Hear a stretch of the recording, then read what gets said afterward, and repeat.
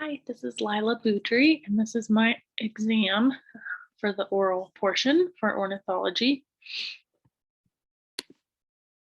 So for our sleep lectures from our guest lecture, I'm going to be talking about the main points and conclusions from that. So first, discussing the monotremes, the echidnas, and platypus that were discussed because they do contain primitive traits, so traits that are carried on throughout evolution, and for, in this instance, for the fact that they are egg layers.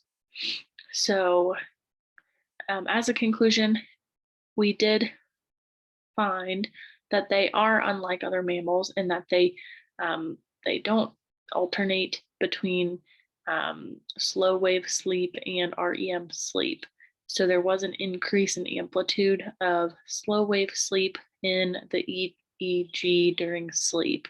So this was actually a heterogeneous mix of the slow wave sleep and REM sleep for these guys.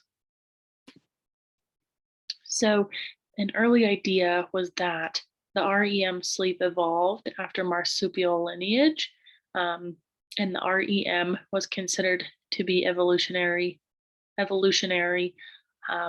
This was new, so not something that was first considered.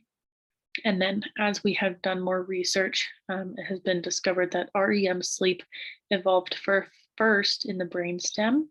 Then over time, as evolution has gone on, has invaded the cortex. And this was something that was noted from Jerry, UCLA.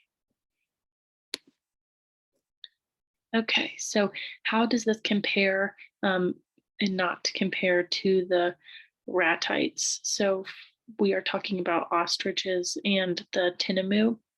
So for ostriches, it's confirmed to have similar monotreme-like heterogeneous sleep patterns. So the kind of combination of the SWS and REM sleep. This does confirm or support the evolutionary hypothesis that we were first discussing. This includes the eye movement, dancing head, and reduced muscle tone.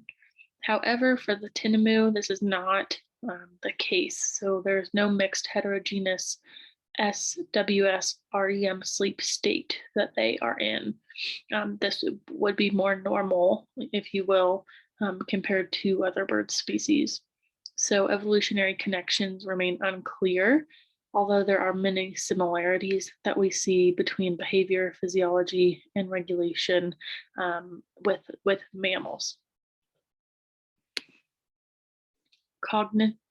Cognitin, so the paper that we had to read, I have labeled all of the points for the main points that I am going to be touching on. So cognitin, the associative learning and perception is something that's mainly discussed. So shared in human and non-human species. And then this was also assumed that avian species do not have the ability to have a complex cognitive understanding. Lateral and ventral regions of the pallium play a key role in cognitive function for avian species. This is complex cognitin supported by the brain region called the metapalum caudolateral, or the NCL. This is a similar function of the prefrontal cortex of mammals. And then also discussed parrots and songbirds have a high density of neurons, leading to the thought that there's more brain capacity per unit area for these species than for some mammals. Okay, so C, corvids, apes, and other birds and mammals. Cognitive abilities consist of reasoning, behavioral, imagination, and prospection. So we are hypothesizing that intelligence evolved from convergent evolution. Corvids are known for using, and innovating tools. This is considered an advanced cognitive ability.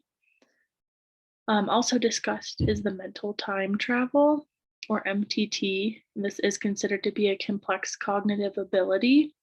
And this is the ability to remember past experiences, specific and very well. Um, and then caching activities is also an example that is discussed with blue jays or jay species, and their ability to remember and know where, when, why they're relocating their food in this instance for this paper, and then self-awareness as well. Point D, so mirror self-recognition, and this was confirmed for only magpies and Indian crows. However, to an extent, there are some other ways and examples that this is being approached and has been very controversial. So, which mirror properties non-humans can process is a major point that's discussed, and the underlying cognitive mechanisms required in order to do so. This is gradually increasing the level of complexity, and recognizing real objects is one way that they are kind of re-evaluating this. And then understanding the object in real space and its reflection.